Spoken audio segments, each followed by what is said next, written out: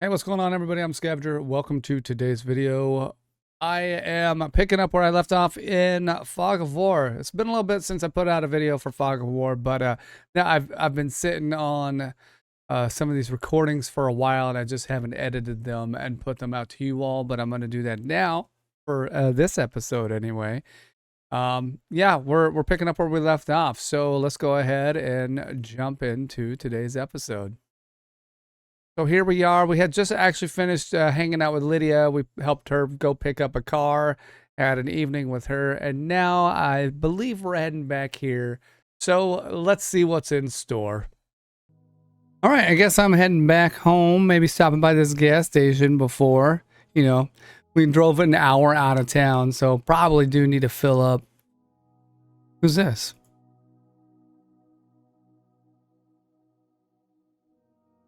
All right, new character here. I think this is a new character. How do you say this name? Irelia? I think it's Irelia. I'm just gonna call it. I'm calling her Irelia. I've never seen that name before. It's a new one to me. What'd she say though? She said, "Hey, Reed." Okay, Irelia. And I wonder how she talks. She probably talks kind of like. I would say she's probably some sort of person who from his past, like his military past, so she might talk like officially or something. I don't know. You look like you've seen a ghost. You went missing. No one ever told me. As you can see, I'm clearly here. Let's meet at the bay and catch up. Sure. Just like old times. I'm really confused as the pacing of the game is throwing me off. It's throwing me off a bit. I think there just needs to be some smoother transitions like that, because I don't know, like, did she just happen to run into him at the gas station, or has she been following him? That's what I don't understand. Like, how are we suddenly having this meeting and conversation with someone who hasn't seen in ages, right? So maybe more explanation on how this meeting and this character are coming in to the game. Just kind of my thoughts on the flow of the game right now. Anyway, we're having a conversation with Irelia. I'm assuming they ran into each other at the gas station, and I can only assume that happened because she was looking for him. That's just, that's just the only way I can see it working out that way. There's no way it happened by chance, you know? You have to tell me what happened. Always one for the details. It was a black op. I went deep into the cartel.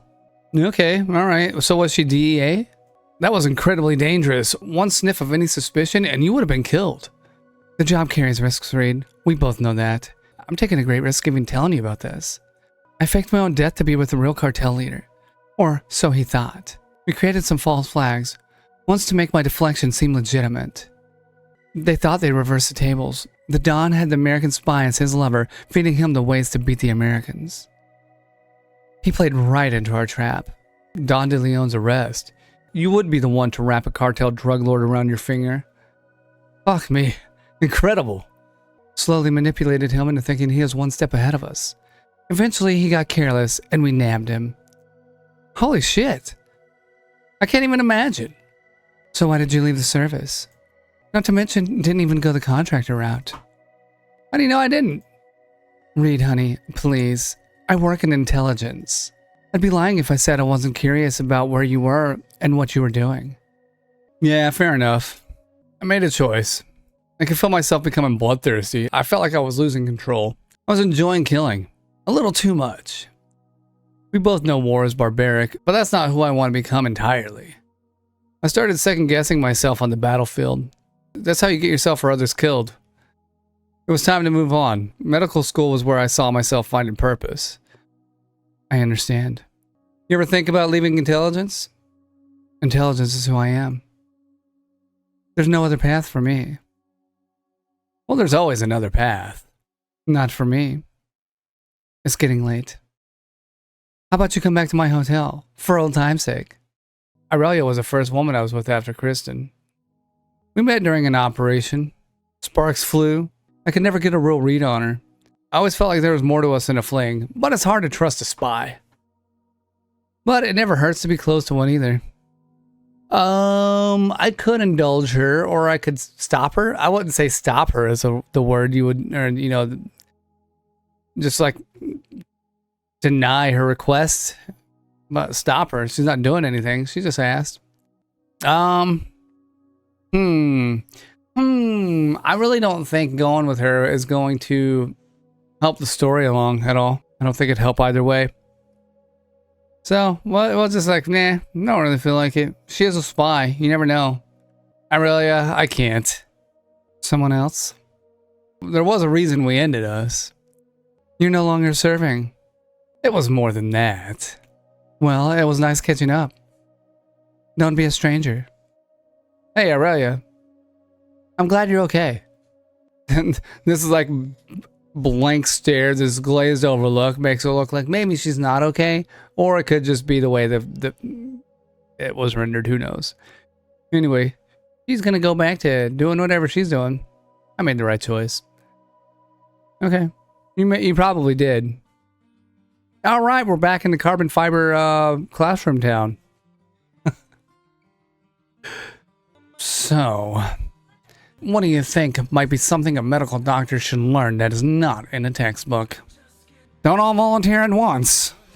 Let's start with thinking outside the box. Human nature will deal with many different types of people. People who are desperate or people who have things to hide. We need to be able to identify these things so we can determine if we're getting all the information. Not bad, Miss Bushida. Patients are liars and usually stupid. Okay, asshole. Assessing your patient's intelligence is as important as their medical history. Professor, is not treating patients with a negative mindset counterintuitive to quality of care? Should we not keep their morale up and maybe make them smile? Miss Pretty Pants over here, living in a world of rainbows and sunshine. The pretty ones are always so naive and dim.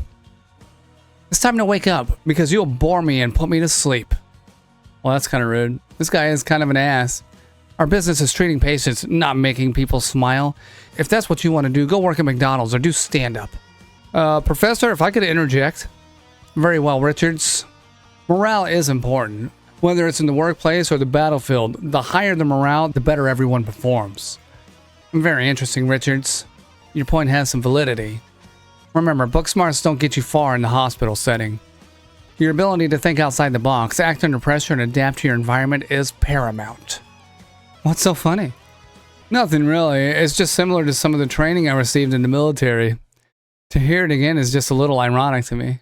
On to today's lesson. You must be able to identify every bone in the human body. Okay. Fuck. I barely retained half of that. Alright, there was some instruction that happened, but we apparently we skipped it all. Fuck you, Reed. Okay, yeah, he already said he has eidetic memory, so he's got it all down already. Maybe I'll clock you so hard you'll forget your own name. Reed's like, yeah, you can try. Stop looking at me like that, smartass. I'm gonna jet and leave your stupid face here. See you next time, Lydia. What a dumbass. Richards, I'd like to have a word with you. Sure, Professor. Your skill set could take you far in diagnostics. Have you considered the field? Well, I was leaning into emergency medicine. That would be a waste of your abilities. I would encourage you to consider otherwise. Well, I mean, I'll consider it. Sure. Very well. Glad you're receptive to bettering yourself. See you in class tomorrow. Oh, Scarlet? I didn't even hear the phone ring. Hey, Scarlet. Hey, Tiger. Meet me in the library in 10. No, see you soon.